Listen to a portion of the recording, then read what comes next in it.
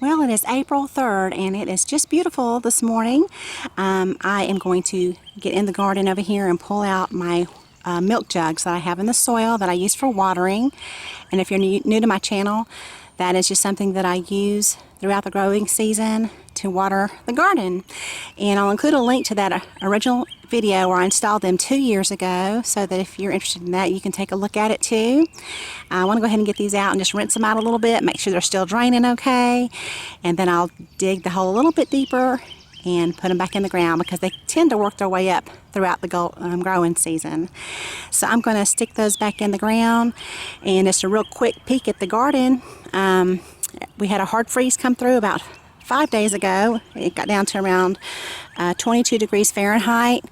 So everything's doing fine though. As you can see, the sugar snap peas were not affected at all by the freeze. I have some lettuce seeds coming up. I had a rabbit or something munch away on one of my transplants here. I think those are Brussels sprouts. Common chives doing great, and then strawberries of course over there. A lot of onions, shallots, oregano, echinacea. Everything's doing great, so I was happy to see that everything did fine through the freeze, especially seedlings, since I had sowed these seeds probably 3 weeks ago for rapini, and of course you can see they're just fine, so that's great. And I'll include links for 3 videos. They will open in a new window. If you want to watch them later, you can just pause that video and then come back over and finish watching this one. I'll include a link for the ollas, which is poor man's milk jug water irrigation video is what I call it, and I'll include a link for how to grow echinacea. I'll take a closer look at it over here and show you. There is some of the echinacea coneflowers. I'll include a link for that, and I will also include a link for how to grow sugar snap peas, or just any peas in general. Okay, so let me get my wheelbarrow.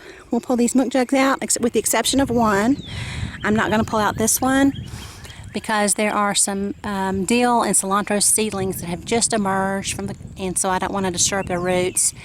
So I will leave that one in there, and as I look at these a little bit more closer, I might have to leave those in there too. I'm not sure, but let me get the wheelbarrow and we'll get started.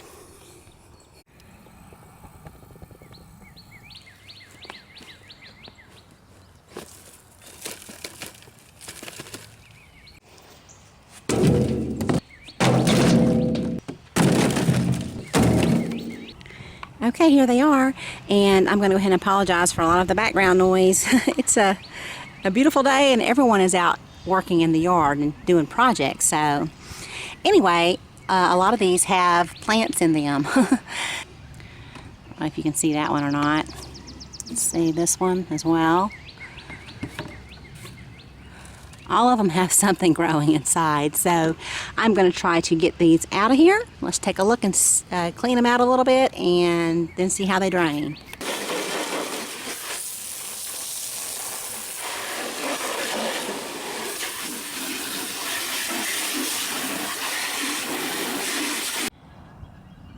Okay, so I cleaned them all out. They definitely needed to be cleaned because there were plants in a lot of them, and well, there were weeds. And then I also used the pressure stream on the hose nozzle to unclog any of the holes that were filled and compacted with clay. So now I'm going to test the drain on them. So let me just take it over here and we'll take a look at it.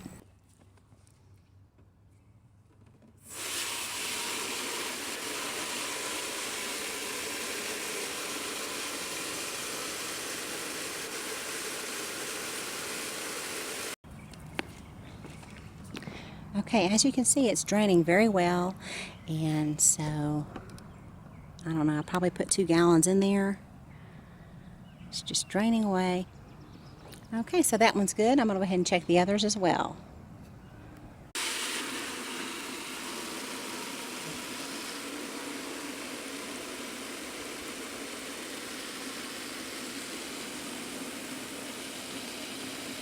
Okay, it still continues to drain fine even when I put the lid on, okay?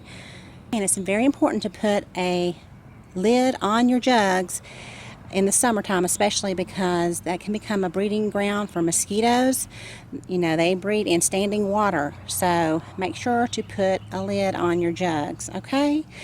Alrighty, so I'm going to go ahead and check the rest of these, and then we'll get them back in the ground.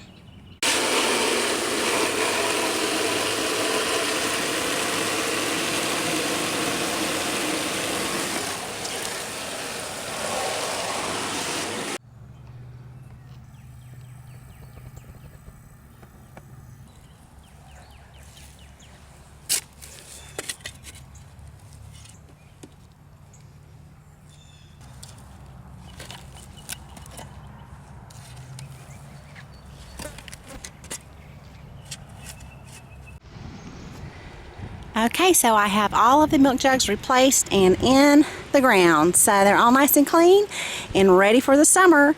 And so I'll plant tomatoes most likely next to these, or anything that has kind of a deeper root system that requires a lot of water. So that's what will go beside those. I'll have to kind of, you know, plan my garden so that I use those strategically, I guess you could say.